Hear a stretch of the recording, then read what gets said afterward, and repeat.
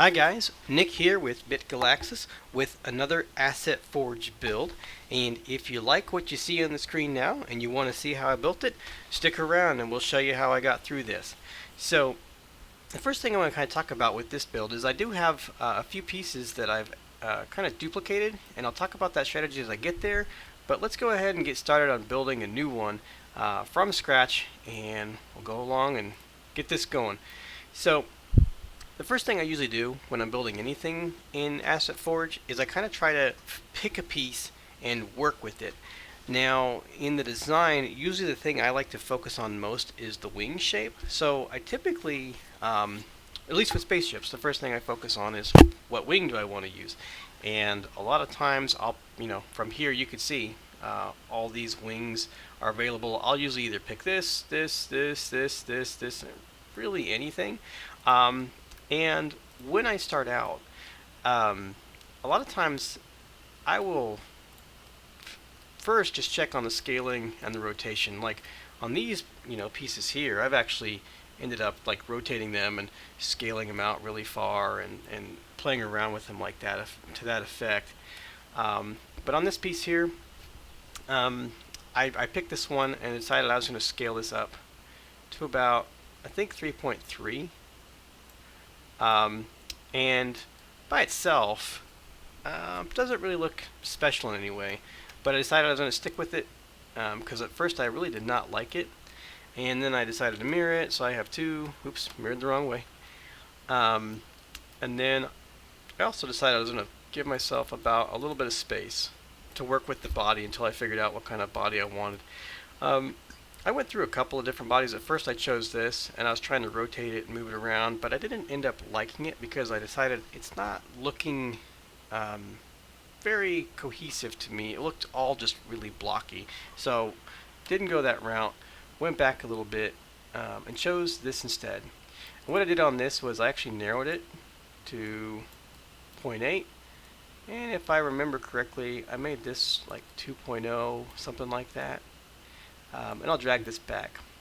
So I also knew that I wanted to basically create a bottom that matched that. So I'm going to mirror this. Oops, I'm rotating instead of mirroring. I'm not doing good on my mirrors and rotations right now. I'm just kind of guessing, it seems like.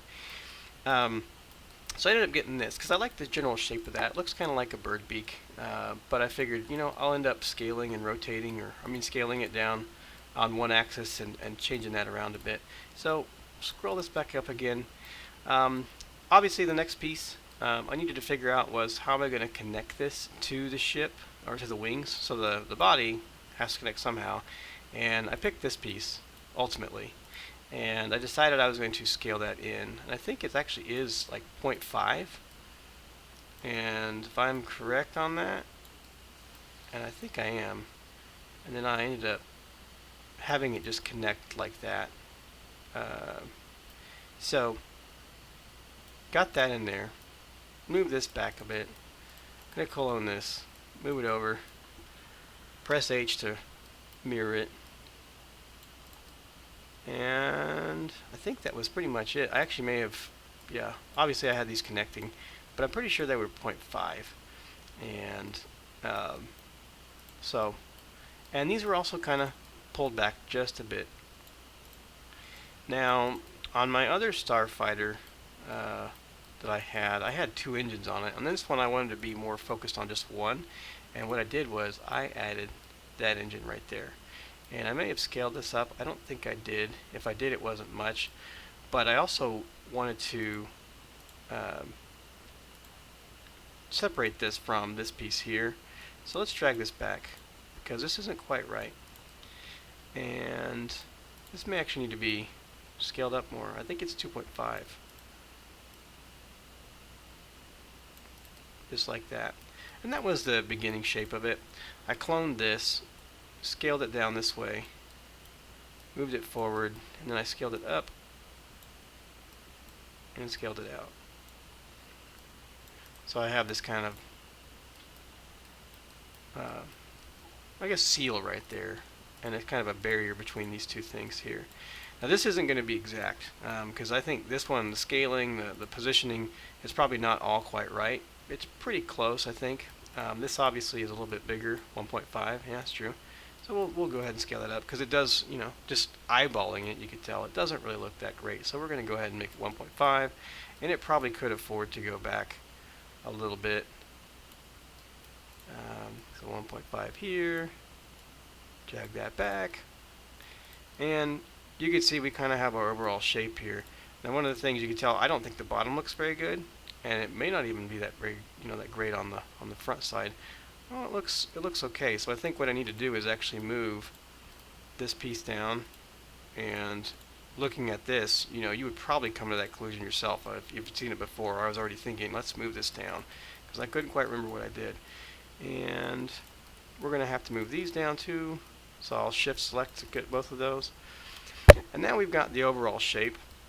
The next thing I usually do if I want to change something on it is I usually start doing the painting first, and a lot of times what I like to do is make sure that we're picking kind of bold colors. I like using white mixed with something because normally you can't really go wrong with white and another vibrant color. But if you're more artistic and understand and grasp colors better than I do, feel free to pick a different combination. But you usually can't go wrong with either black in another vibrant color or white in another vibrant color. I would recommend doing it that way. So that's why I stick with something that to me is safe. It may not be great, but I'll pick white and, you know, change the colors and also mix up how those colors are applied. And in this case, you can tell my original, I've left, you know, white on some parts, purple on the others. I think I actually got this kind of close. You can tell I've got white on the sides. Obviously, I don't want to do white or purple on everything. So I did purple on the bottom, white here, and then left that way. But something else that I changed was I added this blue in the back engine. So because it also kind of contrasts a bit with the purple, it's a light blue instead of a really vibrant purple, and that to me kind of looked decent in my opinion. So I'll apply, you know, this dark gray color here for the engine, and then I'll add another kind of a teal blue, make that pretty. I also kind of made this light back there. So for adding some details, what I went ahead and did, I didn't want to change the purple a lot because I'm like, that's a solid, strong color. But on the white, I decided I'm going to go ahead and add one of the wavy patterns. Like the wavy pattern is one that's just kind of cool. Oh, and look what I did. I didn't want to do it there. I wanted to apply it here. Yeah, do that. Where's the wavy pattern? There it is. So I apply it here, and here, and here. And yeah, that's pretty much. Oh, you know what? I had those inverted.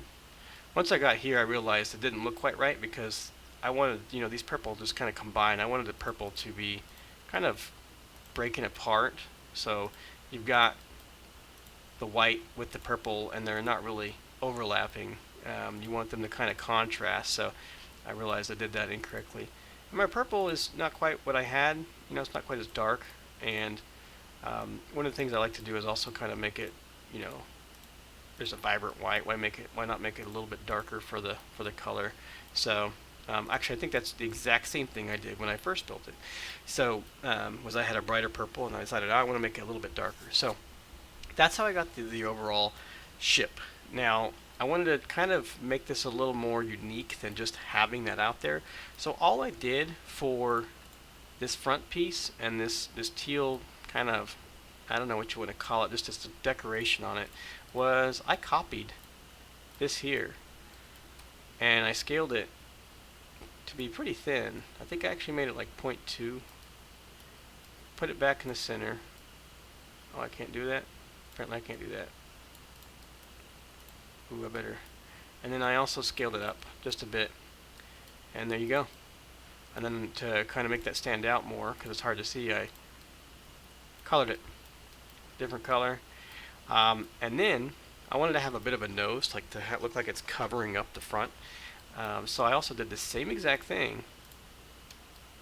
And this is really not very efficient, but it works. So I basically took that, I scaled it a different way, and then I painted that again, purple, and got the nose. And you can tweak this, modify it. This obviously is not the exact same ship, but pretty close, you know.